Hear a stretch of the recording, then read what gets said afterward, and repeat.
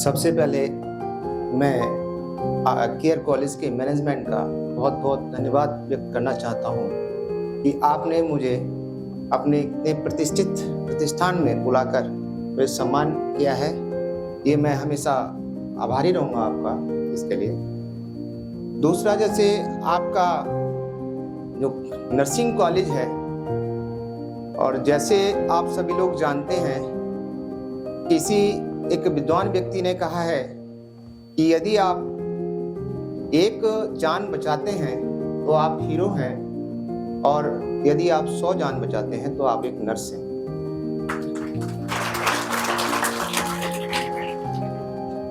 जैसा कि आपने इतना मेरे बारे में रिसर्च करके ये जो वीडियो बनाई है, इसके लिए भी मैं आप सभी लोगों का तहे दिल से आभार व्यक्त करता हूँ कि आपने जो मुझे भी शायद याद नहीं है उन लम्हों को आपने पुनः मेरे सामने रखा है। इसके लिए भी मैं आप सभी लोगों का धन्यवाद करता हूँ। जैसे कि हम जानते हैं कि जो नर्स हैं एक सेवा का कार्य है। नर्सिंग कॉलेज है आपका, नर्स एक सेवा का कार्य है और समाज का एक बहुत महत्वपूर्ण हिस्सा है।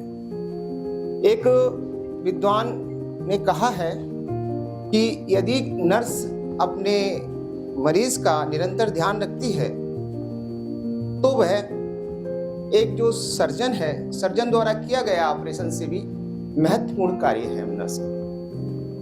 ऐसे ही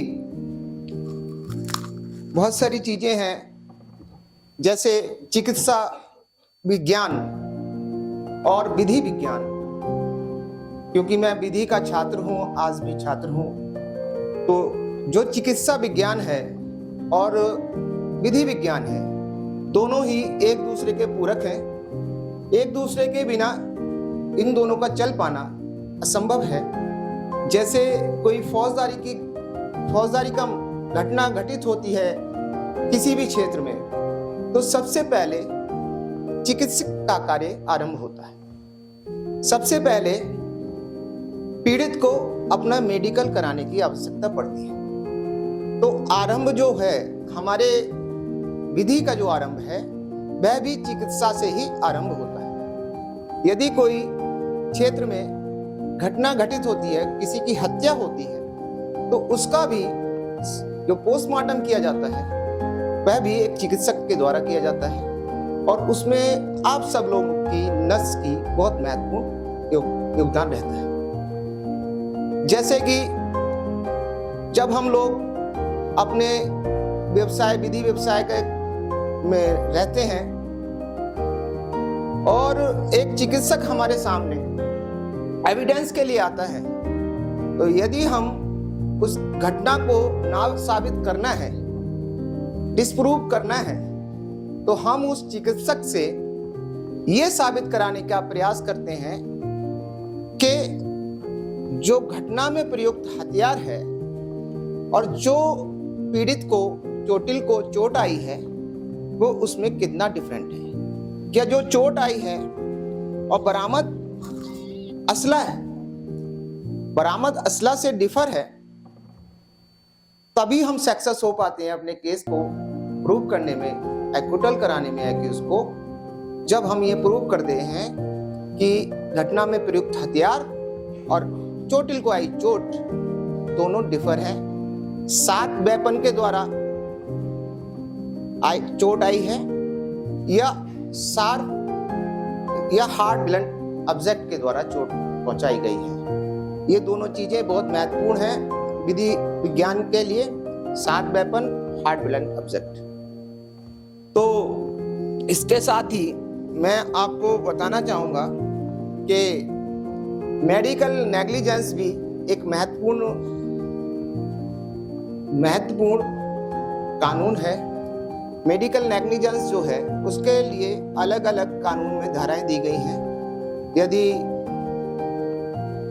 कोई चिकित्सक के द्वारा यदि अपने कार्य के दौरान कोई नेग्लिजेंस किया जाता है, तो वो भी अपराध की श्रेणी में आता है। उसके लिए पुराने भारतीय दंड संहिता में सेक्शन 337 है, जिसमें लापरवाही से किए गए किसी के जीवन को खतरे में डालने के लिए अपराध है और उसमें 6 माह से लेकर 3 वर्ष तक का कारावास से दंडनीय अपराध है। ऐसे ही 304 ए आईपीसी जो अब बदल गई है, शायद 125 हो गया है नए कानून में, उसमें भी मेडिकल नेग्लिजेंस द्वारा किसी के हत्या हो जाना, हत्या करना और हत्या हो जाना, उसमें 304 ए आईपीसी के तहत दंडनीय अपराध है, जिसमें 2 साल तक का कारावास है। ऐसे ही एक आईपीसी की सेक्शन है 313, यदि किसी महिला के गर्भ को उसकी सम्मति के बिना हटाना, उसमें बहुत ही गंभीर अपराध माना गया है। चिकित्सक के साथ साथ उसके परिवार वाले जिन पे महिला वो आरोप लगाती है, उनको 10 वर्ष तक का कठोर कारावास से सजा हो सकती है। इसके अलावा भी जो चिकित्सा विज्ञान है, इसके लिए अलग अलग कानून बनाए गए हैं, अलग अलग समय के अनुसार उनमें परिवर्तन किया गया है। 2008 में चिकित्सा से संबंध में एक कानून आया है, मातृत्व सुरक्षा अधिनियम 2008, जिसके अनुसार जो गर्भवती महिला है उनके अधिकारों की विवेचना करता है अधिनियम। उस कानून के बारे में भी आपको जानकारी होनी चाहिए विस्तृत रूप से।